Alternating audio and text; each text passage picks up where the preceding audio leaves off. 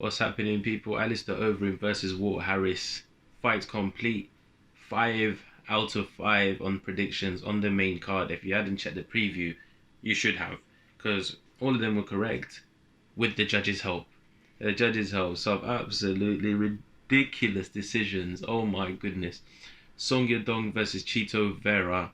As you can see, I am tired. It is early, but the fights were good. But Song Yadong, he lost that fight. He lost that fight. Chito Vera won that clearly.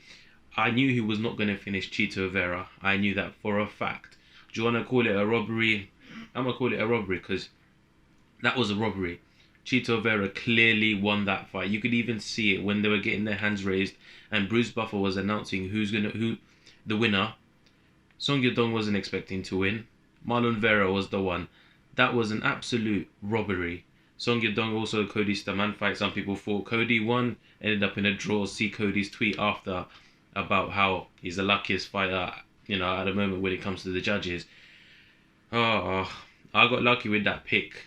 I knew he was going to go to decision, so in that aspect I was correct. Song Yadong winning, I was correct, but I think the judges got it wrong. Next fight, Edson Barbosa versus Dan Ige. Boy, no, not Edson versus Dan Ige.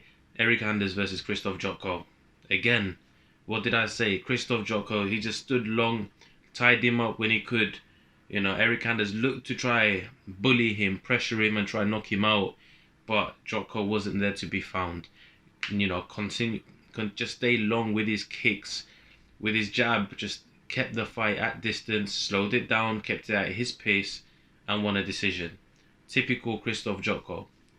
If you can't cut off the cage on him and avoid the clinch, you're going to lose on points. You kind of have to knock him out or have seriously high output, cut the cage off and land damage to win against him. But Krzysztof Jotko, unanimous decision. Again, I said it again, 21 wins, before the fight obviously, 21 wins, 14 decisions. There was no other way the fight was going to go unless it was Eric Anders knocking him out. If it went to a decision all 3 rounds, Krzysztof Jotko wins. Easy. And that was the case. Dan Ige versus Edson Barbosa. Another one some people might consider robbery, but it was a very, very tough fight. Very tough fight. And I think it come down to round 2. Round 2 and who won round 2 and how the judges scored it. Because round 1, Edson. Round 1, Edson. Dropping him. That was Edson's round, clearly. Round 2, maybe debatable. I think Edson won round 2. Round 3, clearly Dan Ige.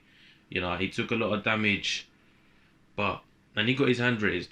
But I don't think he won. I think it was Edson Barbosa. I picked Dan Ige. I just thought the momentum would be good. He's on a 6-fight win streak now. But again, with the judges' help, he won that fight. Tough fight. Very tough fight, man. He had to take damage to get in close to Edson. He had to go in through the fire. Like I said, he went into the fire.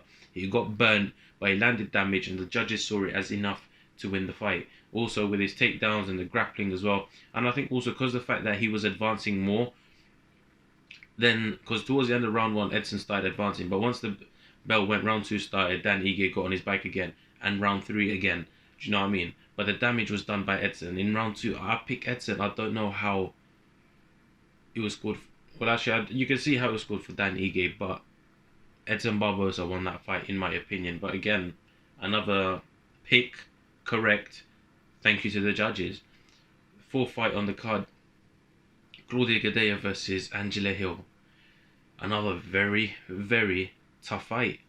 Very tough fight. And I think round 1, clearly Claudia Gadelha. Round 2, clearly Angela Hill. Come up to round 3, got a decision to make. Claudia looked like she was getting tired. She was looking for just one shot. Angela Hill was trying to be very active. Very, very active. You could see Claudia Gadelha try look for takedowns and not get them.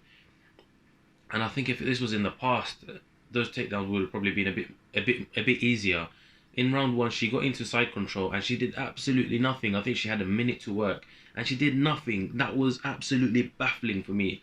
Now I was expecting, Angela Hill didn't try to regain half guard or anything. I thought she would have rained down elbows, postured up, land some blows, look to mount, especially with her jiu-jitsu credentials, black belt in jiu-jitsu.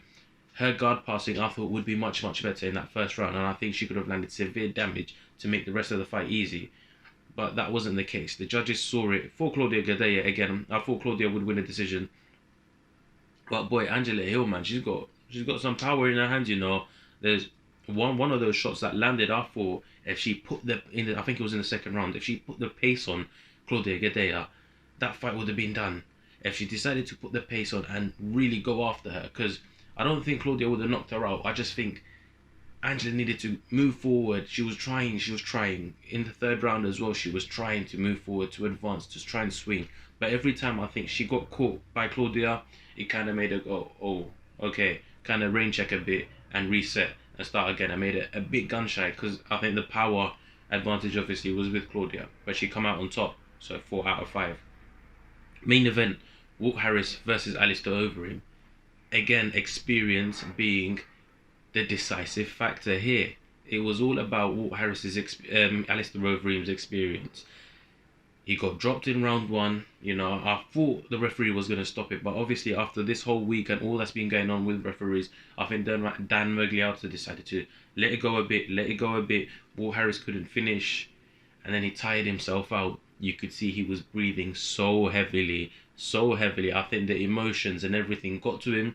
He saw the opportunities. He didn't stay calm. He saw the opportunity to finish the fight immediately and just run through Alistair Overeem.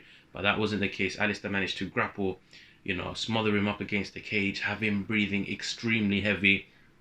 Come round 2, classic combination, high kick followed by the straight, boom, dropped him, got on top, hooks, flattened him out, and put a beating on him en route to a finish. And that was experience. You know, we've always questioned Alistair Overeem's chin.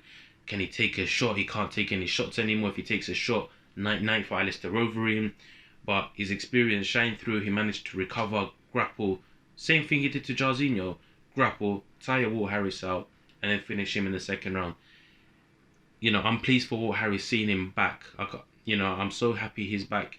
After all that he's gone through, win or lose, it's a big victory for him. It is still a big victory for him. The fact that, you know, if you go through something like that, coming back and trying to fight again, not a lot of people can do that. A lot of people probably be still in depression, drinking themselves away, can't get back into the gym.